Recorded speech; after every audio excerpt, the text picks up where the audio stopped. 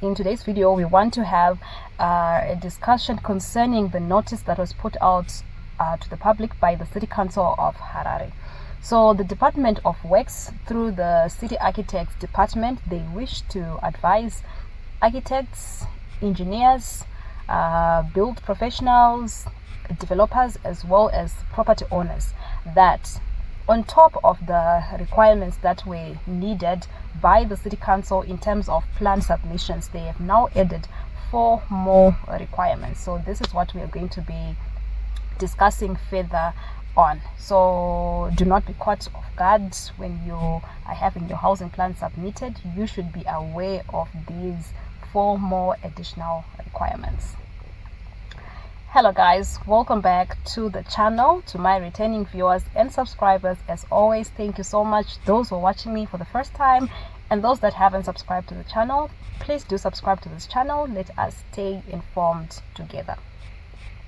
So the first requirement that was added by the City Council, we are now looking at red clearance. So before your house plans can be approved or assessed or scrutinized, you are supposed to make sure that you have cleared all the outstanding reds that you would have with the municipal or the City Council. So you should make sure that all the areas, they have been cleared.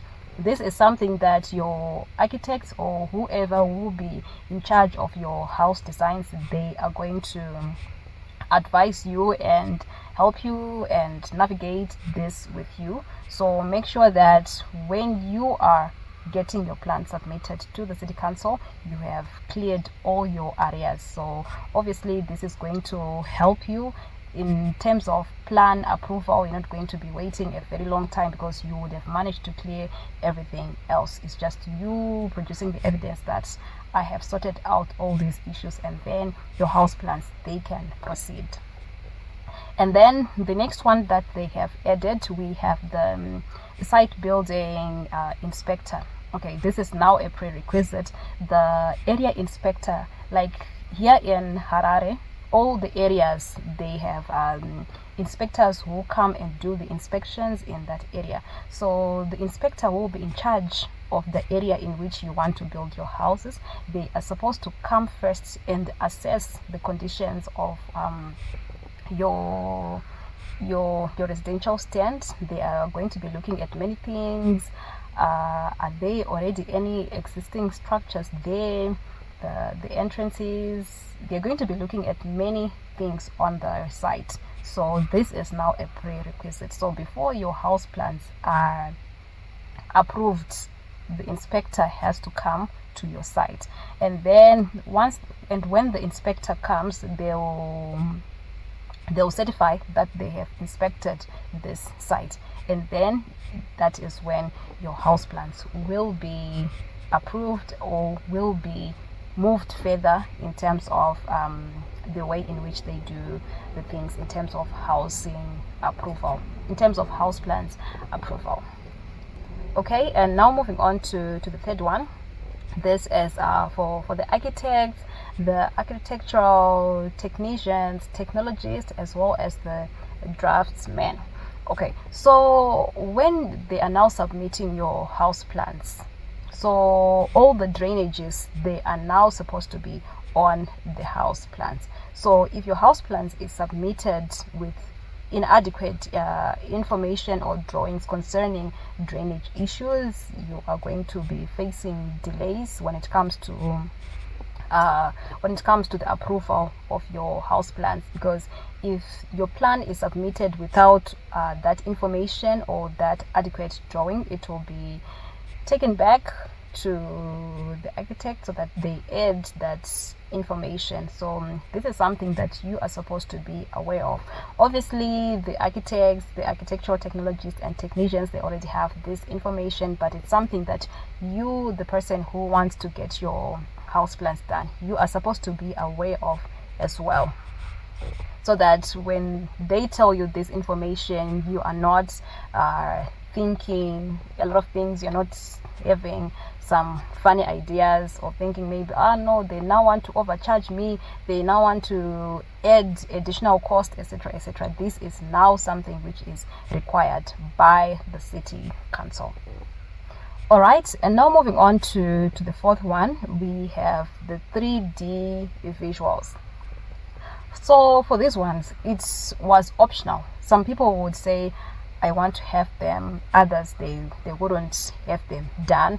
For others, they saw it as an additional cost. And then for some, especially the curious one, they'll just want to see how their houses or how their buildings is going to look like. They would get those 3D visuals. But then now it is a requirement. When you are getting your house plan submitted, the 3D visuals, they are supposed to be included. Now they should be also included in color format. So this includes the rear visual, the aerial visual, and all the other angles. It should now be included on the housing plans.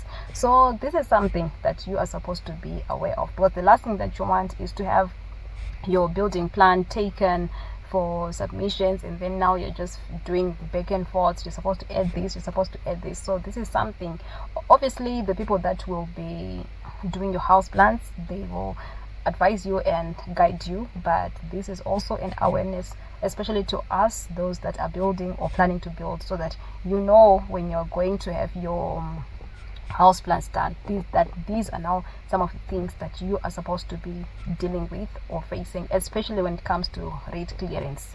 You are supposed to make sure that you've cleared all your rates.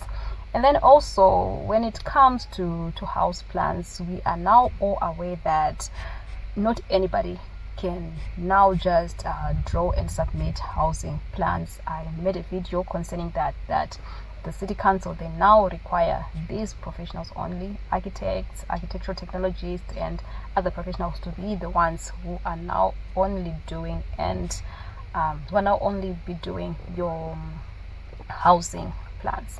So on top of that, they are now also adding these things. And then to a greater extent, this is an advantage for us.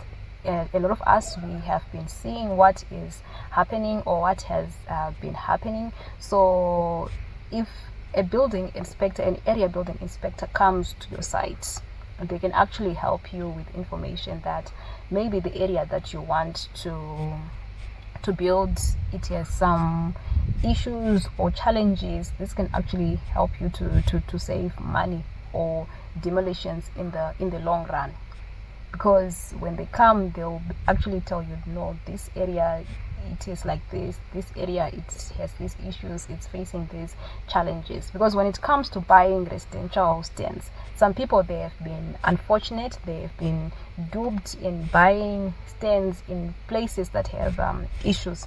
So for those that were unfortunate in that area, this is another way to help you. Before you actually build your house, you would know that this area, let me not proceed. So this is actually a plus as well.